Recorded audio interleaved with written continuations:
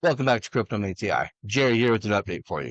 Do me a favor, friends. Smash that like button, hit subscribe, and comment down below. It really does help with the algorithm. Now let's get into this. We're sitting at $2.99 since the SP broke that $3 range. I'm sorry to say we're probably headed down towards the 280 support line now. We're trading within a range of 299 to 315. We're down about 4.5% on the 24-hour period. Or this is what I believe to be when the bots come out at night. Look at it simultaneously, all at the same time.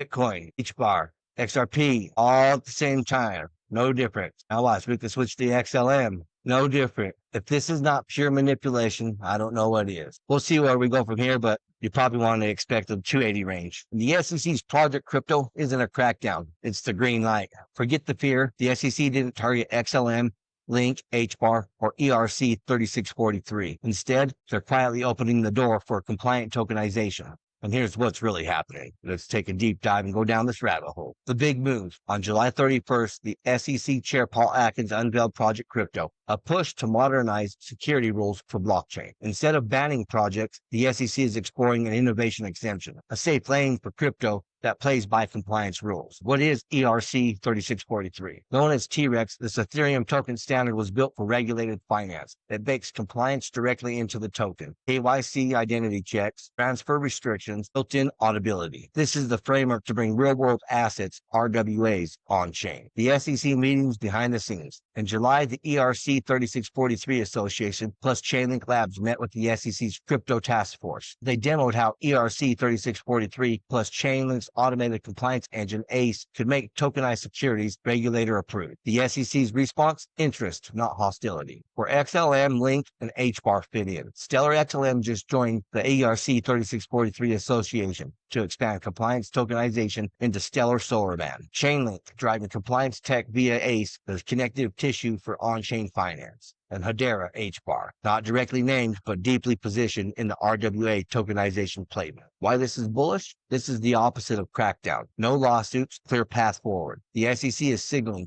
if you build compliance into your chain, we'll work with you, not against you. The real takeaway, headlines saying the SEC targeted XLM, Link, HBAR are misleading. The truth, the SEC is laying the legal rails for tokenized finance. This could be the turning point for compliant crypto adoption in the US. Do you think the SEC is finally shifting from enforcer to enabler?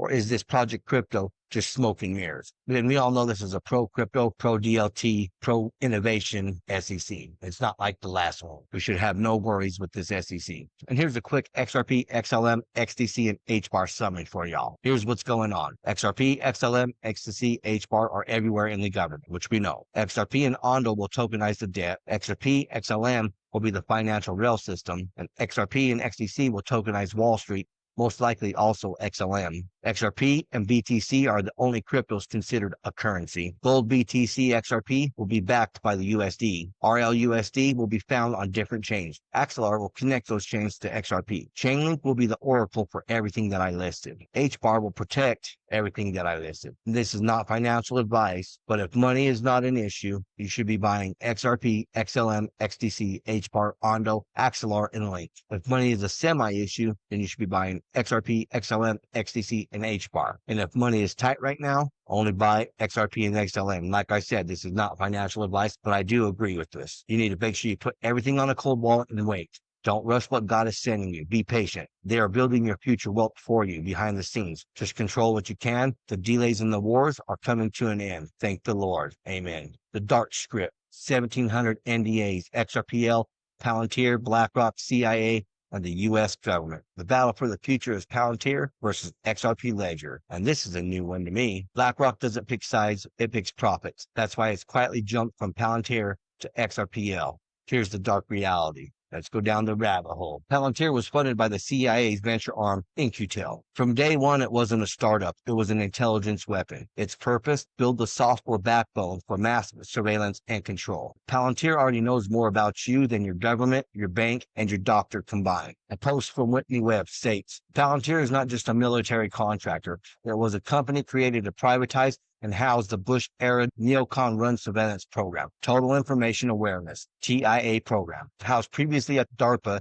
and put under increased CIA control, though the CIA was also intimately involved with TIA. TIA was shut down by Congress because it would have eradicated the constitutional right to privacy. But Palantir has accomplished that and gotten away with it because it is a private sector entity. Palantir's earliest funder, besides Peter Thiel, the CIA, Palantir's first client for its first several years as a company, the CIA. Where did Palantir engineers go every 2 weeks for years for guidance in developing their product? CIA headquarters. Palantir's originally intended clients per CEO Alex Karp, the CIA. If there ever was a CIA front company, it's Palantir, though Peter Thiel has since quipped that the CIA is a front for Palantir. Their product, Gotham, integrates everything: bank transfers, emails, social media, travel logs, even DNA and medical records. They don't just track you, they predict you. And now the new frontier, your DNA. Palantir quietly secured health plus genomic data through the government contracts, not just in the US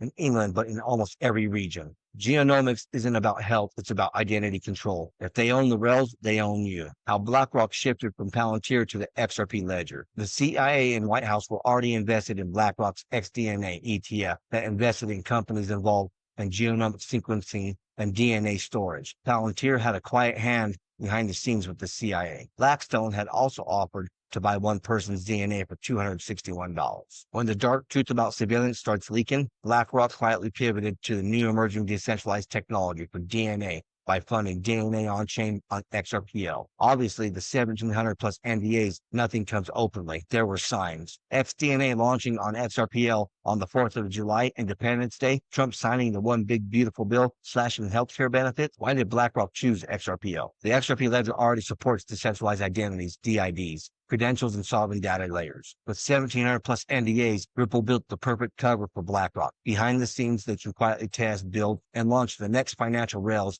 on XRP without the world knowing until it's too late. Are we at that point? Is it too late? Brad Garlinghouse. I love the idea about blockchain-based identity. Is it DNA on-chain? Brad openly hinted in an interview about building a blockchain-based identity because the government owns your identity. Hear it yourself, but remember the 1,700 plus NDAs that are holding it back. Who owns your identity? Yeah, it's not me, unfortunately. It's not you. What's interesting, though, the government owns your identity. Yep. If you don't have a passport or a birth certificate or a driver's license, whatever, I don't know each country's dynamic, but like, if you don't have those things, you are not who you say you are.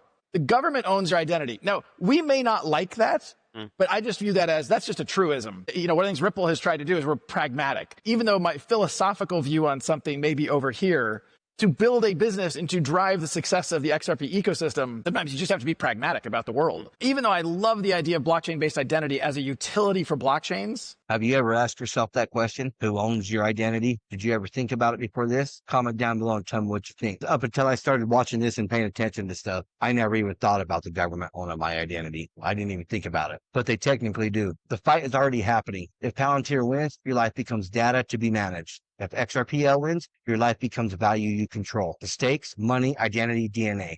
The winner, that depends on whether the people wake up or not. Well, that's what I have for you folks. Until next time, stay savvy, stay stacking, and I'll catch you in the next one. If you enjoyed this, smash that like button, hit subscribe, and comment down below. And if you want more crypto deep dives, check out our videos right here on Crypto Made CI. Thank you for watching. Remember to always do your own research. This is not financial advice.